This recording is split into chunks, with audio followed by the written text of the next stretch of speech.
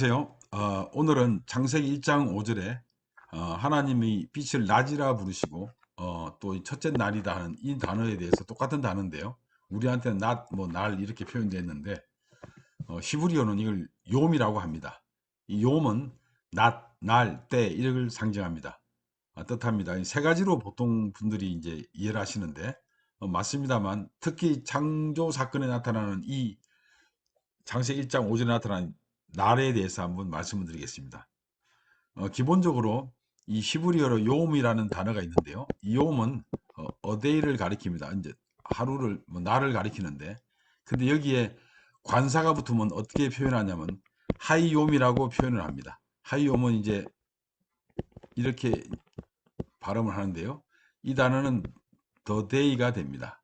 그래서 관사가 붙는 거죠. 관사가 붙을 때는 특정한 시간이나 특정한 의미 있는 데 붙일 겁니다. 그래서 붙이고 있습니다. 그래서 여러분들 잘 아시는 그 성경에 보면 그날이라는 표현이 있죠. 이게 이제 하이오미인데 더데이라는 말인데, 그날은 예언서에 잘 나타나고 있습니다. 특별히 예언서에서는 뭐라고 이야기하냐면 이 그날은 믿는 자에게는 하나님의 그 구원의 날이고 복의 날입니다. 그러나 믿지 않는 자에게는 심판의 날이고 이 징계의 날이죠.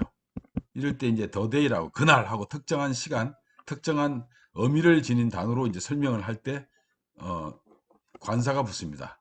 그러나 이제 시적인 거나 문학적 표현을 할 때 특정한 의미나 시간의 단위가 아니고 상징 체계로 이야기할 때는 그냥 용으로 이렇게 등장하고 있습니다. 그런데 이 창조 사건에 나타나는 이 첫째 날이라는 이 날이 있지 않습니까? 이거는 24시간을 특정한 시간을 가리키는 의미가 아닙니다. 왜냐하면 더가 안 붙기 때문에 관사가 안 붙습니다. 그냥 단순히 이 정해진 시간의 단위가 아님을 설명하고 있습니다. 그렇기 때문에 앞으로는 이게 24시간 만에 이루어진 거다, 이렇게 설명하는 것은 문맥적으로 또는 문자적으로 바르지 않다, 이렇게 이제 설명할 수 있습니다. 참고로 저녁이 되고 아침이 되니 첫째 날이라고 1장 5절에 나타나는데요. 유대인들은 이제 금요일 어, 해질 때, 그 다음에 또 이제 토요일 해질 때, 이 사이를 이 성경 구절 때문에 이 사람들은 하루로 봅니다. 그 저녁부터 시작해서 다음 날 저녁 해질 때까지를 이걸 하루로 보고 있고, 이들이 이제 여기서 안식일을 준수하고 있습니다. 이 단어 때문에 이 기원이 됐습니다. 뭐 별로 중요한 건 아니지만 참고하시면 좋을 것 같습니다. 다음으로 1장 6절에 나타나는 궁창에 대해서 말씀드리겠습니다. 전통적으로 지난 시간에도 말씀드렸지만 유대인들은 고대 근동 사람들은 하늘이 이렇게 이제 활궁자죠. 이렇게 휘어져 가지고 둥글게 돼 가지고 돔 형식으로 여기에다 창문이 있다고 했습니다. 그래서 이제 궁창이 되는 거죠. 그래서 우리말로 이렇게 표현을 했는데 이 궁창이란 말은 히브리어 라키아라고 그러는데요. 거울같이 견고하고 확고히 고정되고 뭐 단단히 다져진 거, 어원적으로는 락한데요. 막 피는 겁니다. 철판을 피듯이 망치로 이렇게 피듯이 이렇게 넓히는, 펴다, 펼치다, 넓히다 하는, 뭐 밟다, 이런 의미가 있습니다. 어원적으로는 정확하게 고정된 광활한 공간을 이야기합니다. 이 이유는 뭐냐면 이게 위에 궁창 위에 물을 이렇게 내려오는 걸 막는, 물을 막는 의미로 이렇게 써졌습니다.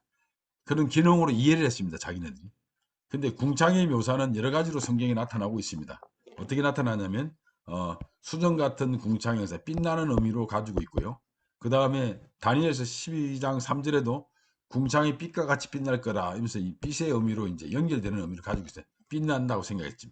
또 하나는 라카라는 말에서 이 얇게 치다 또는 뭐 창조하여 펴시고 또 두들겨 넓게 만들고 뭐 이런 의미로 이제, 그래서 단단하게 됐다, 이런 의미로 이제 그 궁창이라는 어원을 가지고 있습니다. 그 궁창은 이제 시적인 표현인데요. 많은 뭐 고대 유대인들은 이제 어떤 분이 이렇게 이야기하기를, 고대 유대인들은 궁창을 이제 땅 위에 이렇게 돔 형식으로 된 형태를 말하며 하늘의 물과 궁창 아래 물로 이렇게 나눈 거로 이제 이해를 해야 된다고 주장하는 분도 있는데, 뭐 저는 그렇게 생각하지 않습니다. 왜냐하면 이사야서 5장 6절에 보면 이미 고대 유대인들은 어, 구름이 모여가지고 비가 내리는 걸로 다 이해를 했습니다. 이사야서 5장 6절에 보면 뭐라고 이야기하냐면 내가 그것들을 황폐하게 하리니 다시는 가지를 자름이나 북을 돋우지 못하여 질레와 가시가 날 것이며 내가 또 구름에게 명하여 그 위에 비를 내리지 못하겠다는 말로 미루어 봐서 이 구름이 모여서 비가 내린다는 것을 이들은 분명히 알고 있었습니다. 그래서 그러면 궁창이라 말은 어떤 의미가 있느냐? 이거는 이제 이들이 상상할 수 없는, 정말 이해할 수 없는, 인지할 수 없는 어떤 공간에 대한 문학적 어떤 시적인 표현이 아니겠느냐. 그래서 궁창 아래 궁창 위에 물로 나눴다, 이렇게 이제 표현했다고 봅니다. 어, 지금까지 히브리어 욤과 그 날과 라키아 궁창에 대해서 살펴보았습니다. 다음 시간에 또 뵙겠습니다. 감사합니다.